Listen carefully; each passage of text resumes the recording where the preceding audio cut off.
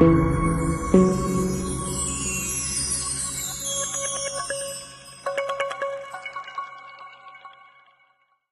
Episode میں آپ کا شاندار استقبال ہے، جہاں ہم ایک مستند روایت میں نظر بد اور حسد کے بارے میں بات کر رہے ہیں، جس میں صحابی نے بتایا کہ ایک دن وہ غسل کر رہے تھے اور ایک آدمی جو جسمانی طور پر بہت متاثر کن تھا، پانی کے کنارے نہا رہا تھا۔ جب کسی نے اس کی جسمانی صلاحیت دیکھی تو وہ حیران رہ گیا اور کہا کہ اس کی جلد اور جسمانی صلاحیت کی وجہ سے بہت طاقت تھی۔ اس سے پہلے کہ کچھ کہا جاتا، وہ فوراً نیچے گر گیا اور مفلوج ہو گیا۔ صحابہ کرام نے اسے قاصد کے پاس لے جا کر رسول اللہ صلی اللہ علیہ وسلم سے دعا کی درخواست کی۔